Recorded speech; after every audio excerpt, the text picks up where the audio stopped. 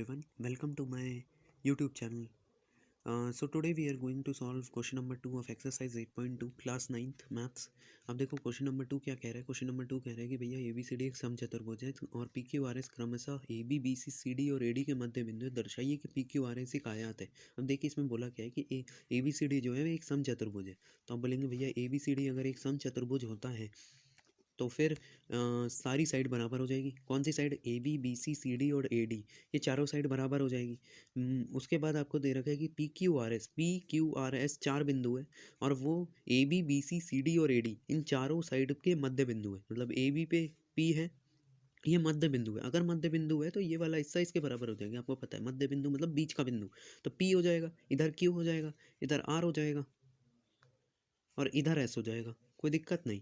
अब इसमें आपको प्रूव ये करना है कि PQRS जो है वो एक आयत है। आप बोलेंगे भैया किसी भी चीज़ को आयत प्रूव करने के लिए सबसे पहले तो हम ये बोलेंगे कि उसकी अपोजिट साइड बराबर होनी चाहिए। मतलब PQ जो है वो SR के बराबर होना चाहिए और ये PS जो है वो QR के बराबर होना चाहिए। साथ में अगर एंगल 90 डिग्री होगा तो मैं कह सकता हूँ कि भैया उसमें क्या नाम है, ये एक आयत है, PQRS एक आयत है। अब आपको ये है कि एक एंगल भी 90 हो गया ना, तो मैं ये कह सकता हूँ कि ये सामने वाला एंगल जो हो जाएगा वो हमारा ये भी 90 हो जाएगा। क्यों? क्योंकि को इंटीरियर एंगल है। अभी उतना नहीं पढ़ना आपको, ये सिर्फ ये समझना है कि भैया अगर मैंने इसकी सामने वाली साइड बराबर प्रूफ कर दी और एक भी एंगल 90 कर दिया तो मेरा काम हो जाएगा। अब सामने वाली साइड बराबर प्रूफ करने के लिए हम क्या करेंगे? सबसे पहले देखिए, हमें ये पता है कि ये एक मध्य बिंदु है, तो मध्य बिंदु प्रमेय का यूज़ किया जा सकता है। मैं AC को बढ़ाऊंगा, AC को जोड़ दूंगा A और C को, और मैं बोलूँगा कि भैया एक बात बताइए, अगर ये मध्य बिंदु है तो आपको पता है ना मध्य बिंदु प्रमेय क्या कहता है। मध्य बिंदु प्रमेय के बारे में बता देता हूँ।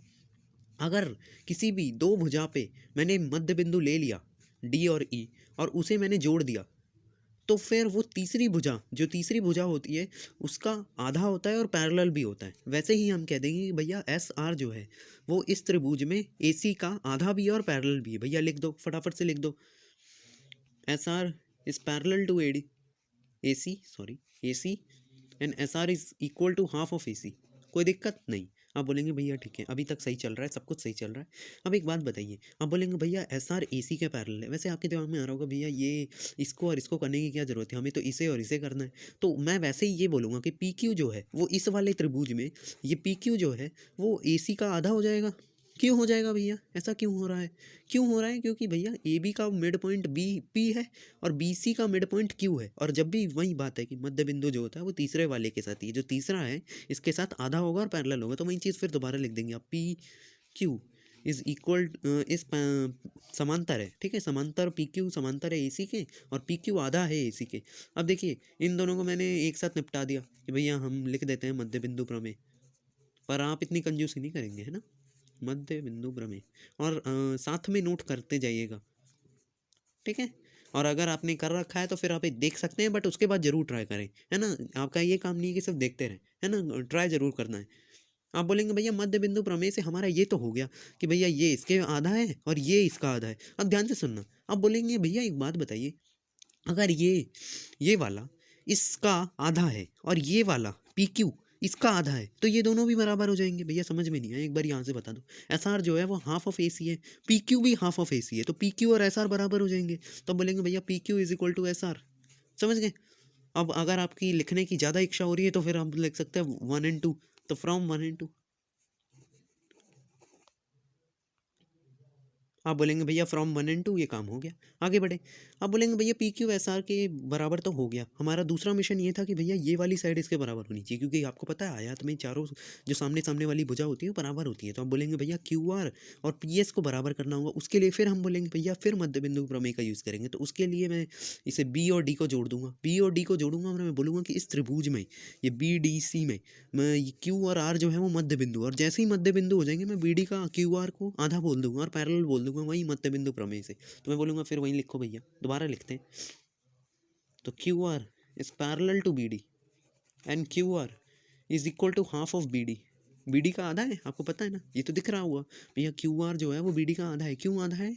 क्योंकि ये मध्य बिंदु है। Q जो है वो BC का मध्य बिंदु है और R जो है वो DC का मध्य बिंदु है। ठीक है भैया फटाफट लिख दो, अब टाइम नहीं है। QR जो है वो BD का पैरेलल हो गया। अब वैसे ही बोलेंगे, फिर वही बात है भैया, फिर दोबारा रिपीट करेंगे। PS जो है वो BD का पैरेलल है, PS जो है वो BD के पैरेलल है और PS आधा है। क्यों है?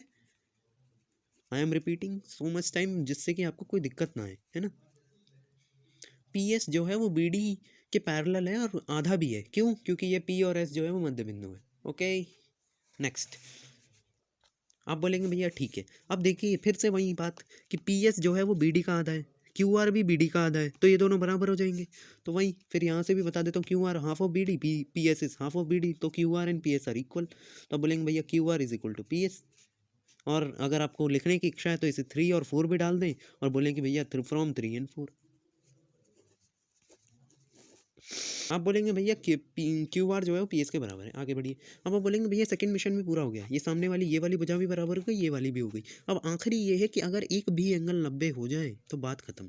अब आप बोलेंगे भैया एक बात बताइए, ये जो ए बी सी डी जो है वो एक समचतुर्भुज है, इसका कुछ तो फायदा है। फायदा ये है कि भैया समचतुर्भुज के जो विकर्ण होते हैं वो एक दूसरे को 90 पे काटते हैं। तो आप बोलेंगे भैया एक दूसरे को ये 90 डिग्री पे काटेंगे तो ये 90 हो जाएगा।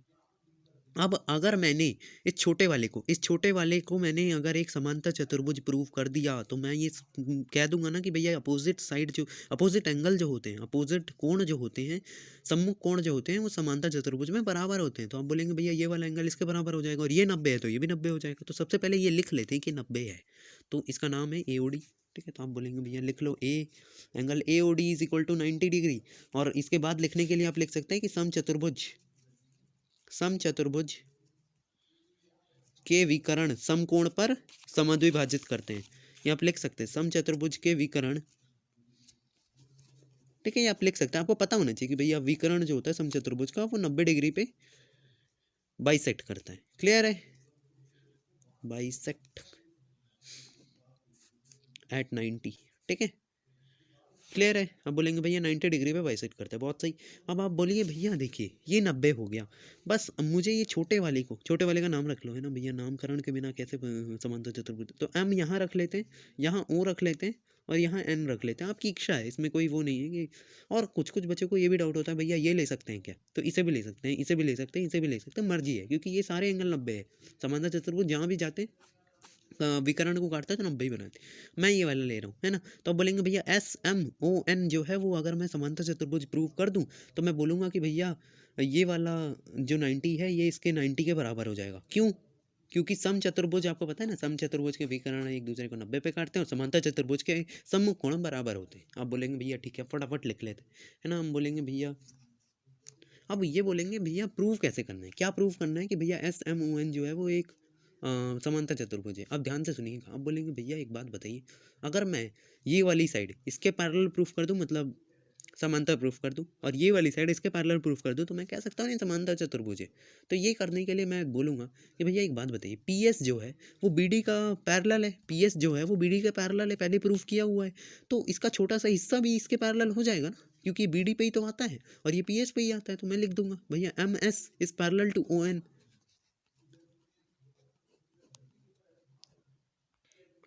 ठीक है, फिर आप बोलेंगे M S is parallel to O N, और फिर आप बोलेंगे इधर वाली ले लो भैया, एम एस लिख दिया, ओ एन लिख दिया, अब इधर वाली ले लो, एस एन जो है वो ओ एम के पैरेलल हो जाएगा। अब आपको ये लगना चाहिए भैया एस आर जो है वो ए सी के पैरेलल है ना, ये पहले भी लिखा है, देखिए सबसे ऊपर ही लिखा है, दिख रहा होगा अभी भी आपको कैमरे के सामने कि एस आर ए सी के पैरेलल है। तो इतना छोटा सा हिस्सा तो इसके पैरेलल ही हो जाएगा भैया, बहुत सिंपल है। तो एस एन जो हो जाएगा वो ओ एम के पैरेलल हो जाएगा। तो बोलेंगे भैया फटाफट लिख दो आगे ये भी, तो एस एन जो हो जाएगा वो ओ एम के पैरेलल हो जाएगा। अब आप बोलेंगे भैया हमने तो अच्छा काम कर दिया कि एम एस जो है वो ओ एन के पैरेलल प्रूफ कर दिया और एस एन जो है ओ एम के पैरेलल प्रूफ कर दिया, मतलब सामने वाली साइड जैसे ही पैरेलल हुई मैं इसे कहूँगा कि भैया पैरेलल मतलब समांतर होता है ना, एक ही तरफ जा रही। तो मैं इसे कह सकता हूँ ना एस एम ओ एन ये जो है ये हमारा एक समांतर चतुर्भुज है, और जैसे ही समांतर चतुर्भुज है ये सम चतुर्भुज का ये जो 90 डिग्री है ये 90 डिग्री इसके बराबर हो जाएगा। तो फटाफट लिख लेते हैं इसे। आप 4 तक लिख लिया है ना, तो मैं इसलिए 5 और 6 लिख रहा हूँ, 5 और 6। तो आप बोल देंगे भैया फ्रॉम 5 एंड 6, फ्रॉम 5 एंड 6 मैं लिख देता हूँ, फ्रॉम 5 एंड 6, फ्रॉम 5 एंड 6 ये आप कह सकते हैं कि भैया एस एम ओ एन, है ना, आपने ये नोट कर रहे होंगे, एस एम ओ एन एक समांतर चतुर्भुज है। और जैसे ही समांतर चतुर्भुज हुआ भैया हमारा काम खत्म, हमने काम कर दिया। कैसे किया? समांतर चतुर्भुज है। ठीक है, क्लियर है? अब बोलेंगे भैया एस एम ओ एन जैसे ही समांतर चतुर्भुज हुआ हमारा काम हो गया। हमारा कैसे काम हो गया भैया? तो जैसे ही SMON एक समांतर चतुर्भुज हुआ, आप बोलेंगे कि भैया SMON एक समांतर चतुर्भुज है। तो आप बोलेंगे भैया SMON जैसे ही समांतर चतुर्भुज हो गया, आप बोलेंगे भैया MSN जो हो जाएगा वो MON के बराबर हो जाएगा। क्यों? क्योंकि भैया अपोजिट एंगल जो होते हैं समांतर चतुर्भुज के, वो बराबर होते हैं। तो फिर आप बोल देंगे भैया MSN, जैसे मैंने लिख दिया है MSN जो है वो MON के बराबर हो जाएगा, क्योंकि 90 डिग्री हो जाएगा। क्यों? क्योंकि MON को तो 90 डिग्री अभी हमने बताया था ना, क्योंकि भैया वो ABCD जो है वो एक समचतुर्भुज है, बार बार नहीं बताएंगे। ABCD एक समचतुर्भुज है, इसीलिए उसके जो विकर्ण होते हैं वो 90 डिग्री पे काटते हैं। तो आप बोलेंगे भैया ये 90 है तो सामने वाला भी 90 होगा, कोई दिक्कत नहीं। तो ये 90 है तो ये सामने वाला भी 90 होगा। नहीं समझ में आ रहा है ना? तो सामने वाला 90 कर दिया, तो मैं बोलूंगा जैसे ही सामने वाला 90 हो गया, PQRS जो हो जाएगा उसमें 90 डिग्री भी हो गया, सामने वाले भी हो गए, तो इसलिए मैं उसे बोलूंगा कि भैया वो एक आयत हो गया। ठीक है? तो फिर ओके, आप बोलेंगे कि भैया PS जो है, अभी मैंने 90 डिग्री प्रूफ कर दिया इसे और इसे। ठीक है? अब आप बोलेंगे भैया ये आयत प्रूफ करने वाला काम हो गया। कैसे हुआ? क्योंकि मैंने अपोजिट साइड भी बराबर कर दिया और एक एंगल 90 भी कर दिया। अब फटाफट लिख लेते हैं। अब देखिए नंबर डाल देते हैं किस किस कहाँ कहाँ मैंने अपोजिट साइड प्रूफ किए। तो मैंने यहाँ पे एक अपोजिट साइड प्रूफ किए, तो मैं इसे डाल देता हूँ। 4 5 6 तक हो गया ना, मैं इसे 7 डाल देता हूँ। एक्चुअली नंबरिंग में थोड़ी मिस्टेक हो गई, बट कोई बात नहीं।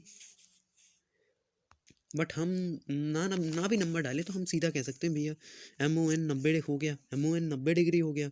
तो फिर हम क्या करेंगे, हम इसका नाम लिख देंगे angle PSR, angle PSR equal to 90, क्योंकि वो MON जो है वो हमने छोटे वाले के रिस्पेक्ट में बोला था ना, MON और MSN है ना। ये MSN 90 हो गया, तो मैं कह सकता हूँ PSR जो हो जाएगा वो भी 90 है, क्योंकि उसी एंगल का नाम है, पर बड़े उसमें रिस्पेक्ट में बात कर रहे हैं। तो PSR भी 90 हो गया। अब PSR 90 होते ही आप बोलेंगे भैया जैसे ही 90 डिग्री हुआ मेरा काम हो गया, 90 डिग्री हुआ, इसे लिख दीजिए। उसके बाद 6 लिख दिया तो इधर 7 लिख दीजिए। उसके बाद आप ये लिख दीजिए कि भैया PS जो है वो QR के बराबर है और SR जो है वो PQ के बराबर है।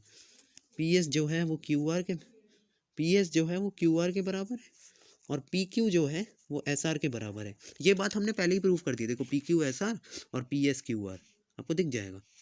ठीक है? PS QR ये दोनों चीज़ें प्रूव करती हैं। यहाँ मैं लिख देता हूँ जिससे कि आप इसे लिख सकें 7 8 और 9। तो फिर लिख देंगे फ्रॉम 7 8 9, फ्रॉम 7 8 एंड 9, फ्रॉम 7 8 9 आप बोल देंगे भैया PQRS एक आयत है। क्लियर है?